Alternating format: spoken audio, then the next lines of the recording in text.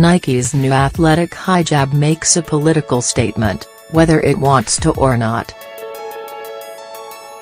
Religious female Muslim athletes trying to find a way of dressing modestly while still competing in high-level sporting events like the Olympics are getting a new and surprising ally, Nike. The American sportswear giant has just announced the Pro Hijab, a head covering made of lightweight, stretchy polyester that the company says will allow hijab-wearing Muslim women to compete without headscarves that sometimes hurt their performances.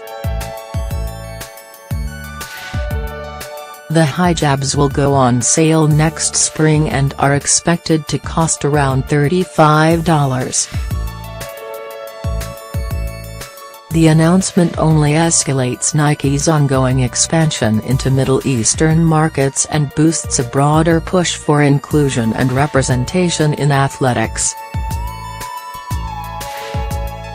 Its release also comes at a politically sensitive for many U.S. companies, where products and ads featuring Muslims are seen as political statements directed against the Trump administration, even if they don't mention politics.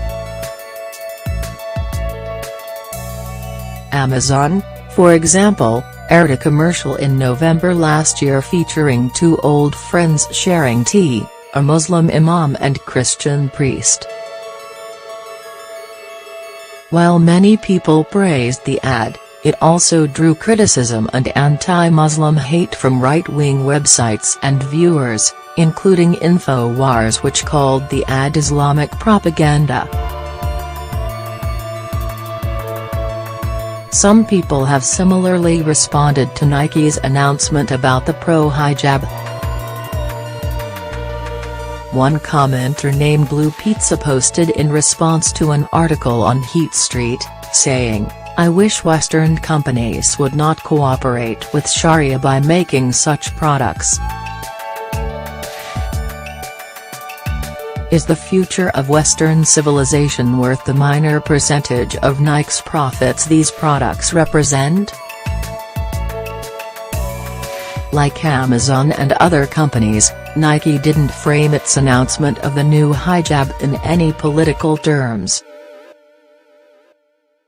Still, many commentators are calling it a game-changer for directing attention and giving voices to Muslim women who have been kept out of sports because of social stigmas and regulations against wearing a hijab while competing. ESPN columnist Kavitha A.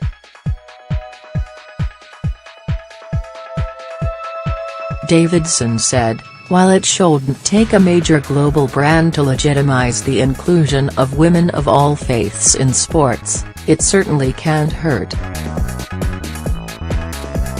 The hijab has already been tested by several athletes, including Zara Larsson, a figure skater from the United Arab Emirates and Olympic hopeful.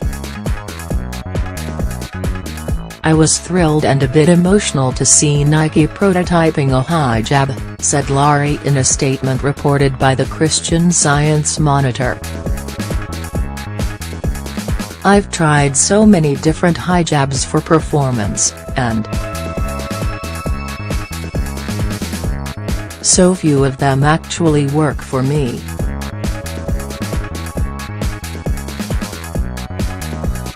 But once I put it on and took it for a spin on the ice, I was blown away by the fit and the lightweight." Nike's sponsored Olympic weightlifter Emma Al Haddad from the United Arab Emirates helped inspire the company to develop the hijab after she had difficulty finding a head covering that was comfortable and would adhere to competition standards, according to the New York Times.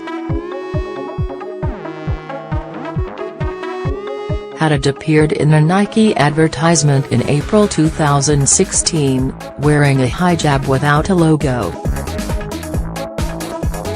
Now Nike's signature swoosh is displayed prominently on the side of the Pro Hijab.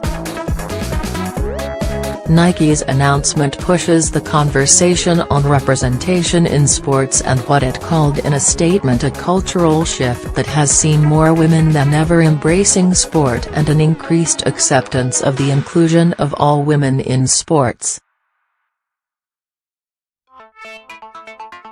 In February, Nike celebrated Muslim athletes in a campaign video called What Will They Say About You?, featuring women breaking stereotypes.